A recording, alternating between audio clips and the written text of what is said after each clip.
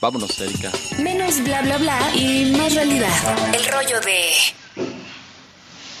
Francisco Macías, Paco Macías, una de nuestras recurrencias importantes y cuando queremos tocar el tema de los derechos humanos y por supuesto uno de los grandes conocedores en la región de este asunto, amigo y gran amigo. Paco, ¿cómo estás? Buenos días, gracias por estar con nosotros. No, gracias a ustedes. Muy buenos días, Augusto. Buenos días, Eduardo. Buenos días al público Radio Escucha. ¿Cómo están? Bien, gracias. Buenos días. Pues aquí en esta tensión ya tan conocida de los datos crudos que dicen una cosa, la percepción que dice otra y los hechos, la llegada de más miembros del ejército, la llegada de más miembros de la Guardia Nacional. ¿Qué significa esto y qué implicaciones tiene para los derechos humanos, Paco? Bueno, pues yo creo que la llegada de precisamente de las Fuerzas Armadas y demás elementos de la Guardia Nacional nos dan un elemento de realidad el análisis crítico que tienen estas corporaciones respecto a lo que está ocurriendo en nuestro estado, ¿no? Podríamos hablar, como ustedes lo estaban hablando de forma profunda, sobre la disminución en cuanto a la incidencia solamente de las denuncias, pero la realidad es que en el estado están ocurriendo crímenes que tienen relación con dinámicas de delincuencia organizada, de las cuales ese diagnóstico se habla muy poco.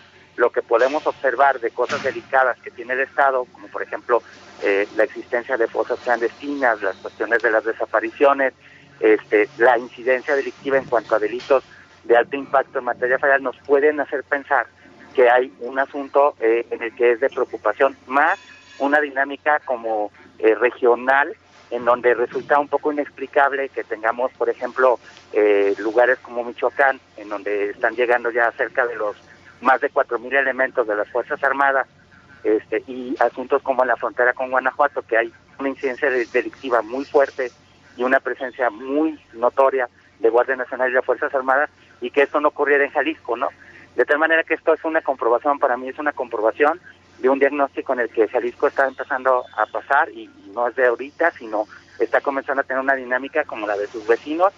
Y en segundo lugar, pues hablemos de los riesgos, ¿no? Y hablar de las Fuerzas Armadas y de los riesgos para los derechos humanos, pues es simplemente hablar de detenciones arbitrarias, desaparición forzada, ejecuciones extrajudiciales y sobre todo en la parte de tortura, ¿no? Que evidentemente esto existe como tal en documentaciones de casos, y incluso ha habido casos que han existido aquí mismo en el estado respecto a esta dinámica. Y por último, la parte sobre todo de la letalidad en cuanto a las operaciones. Aunque han bajado los enfrentamientos de estos grupos hacia los grupos de delincuencia organizada, a final de cuentas, la letalidad que tienen las Fuerzas Armadas a nivel nacional, pues está a 400% superior, digamos, de la cifra. Es muy alta su dinámica de trabajo, ¿no? Sí. Oye, Francisco... Échale, Eduardo, sí. Perdón, Augusto. Francisco, soy Eduardo.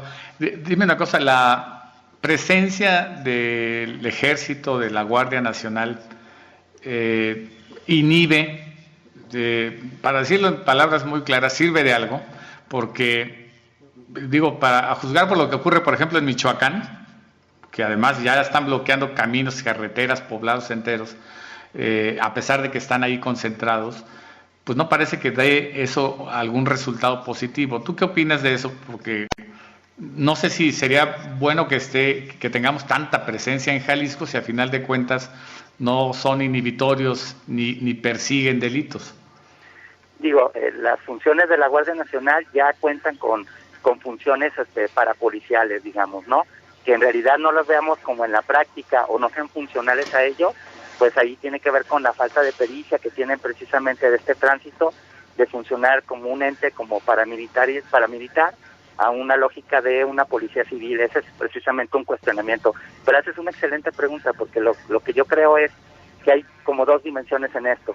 Es importante la presencia de las Fuerzas Armadas, aun a pesar de estos riesgos graves, porque tenemos un modelo policial muy débil en el Estado, es decir, carente de modelo, carente de un estándar de rendición de cuentas y obviamente de un fortalecimiento. Y a eso le agregaría también la aceptación que tiene la sociedad hacia este tipo de elementos, ¿no? No hay que olvidar que en las encuestas pues hablan de 62% para las Fuerzas Armadas, 53% para la Guardia Nacional, y la sola presencia de alguna manera hace que la gente tenga esta sensación. Podríamos decir que es una sensación un poco imperfecta, ¿no? Porque no hay una acción como concreta donde podamos como visualizar o que podamos atender de acuerdo a una rendición de cuentas, pues como muy clara, ¿no? Y la otra realidad es la que tú mencionas, o sea, en realidad la presencia hoy de las Fuerzas Armadas no contamos con información suficiente para decir qué actividades sustantivas van a realizar, cómo las van a realizar, de qué manera las van a realizar, incluso bajo qué datos se están guiando para poder atender precisamente lo que se les mandata.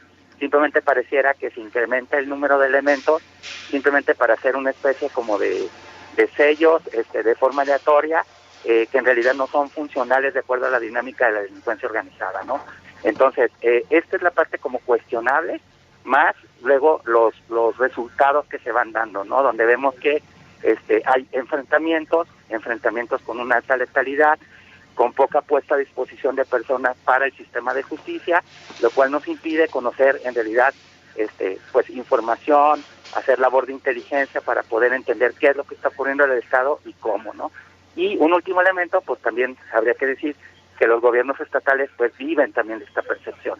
Ante la grave debilidad que tienen o una militarización pues muy tímida que han implementado, como en el caso de Jalisco, que tuvimos mandos militares a cargo de las corporaciones en la primera mitad del sexenio, ahora defenestrados ambos, pues ellos a final de cuentas viven de esta percepción y eso también cuenta como un poco para esta operación que se está haciendo.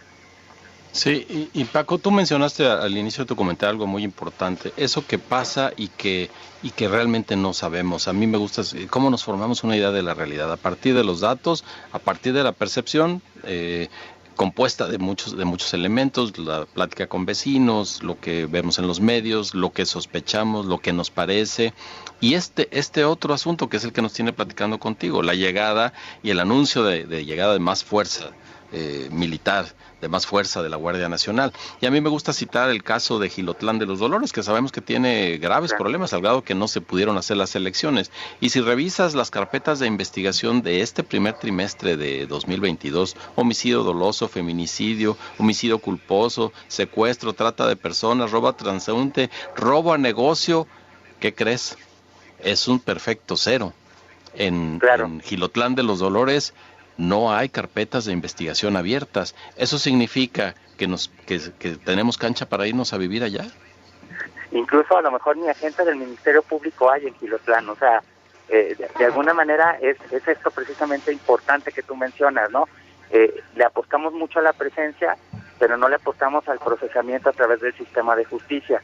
Entonces, aunque sabemos que este es un reto de mediano o largo plazo, a final de cuentas, bajo mi punto de vista muy personal, se han perdido oportunidades para sentar las bases, para precisamente generar otro tipo de formas y de acciones que nos permitan tener mejores resultados, ¿no?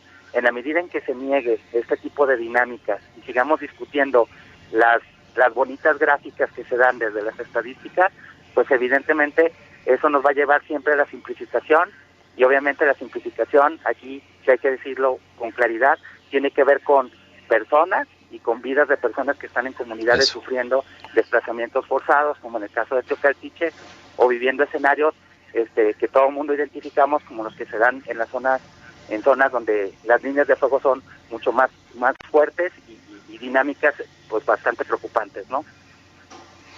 Sí, y bueno, poner la mirada desde los derechos humanos como haces tú y como nos amplías el panorama, tiene implícito eso, poner a las personas por delante, no a las cifras, no a la estadística, no a la voluntad por disculparse. Paco, como siempre, qué privilegio podernos dirigir a ti, qué privilegio poder escuchar las lecciones que nos das.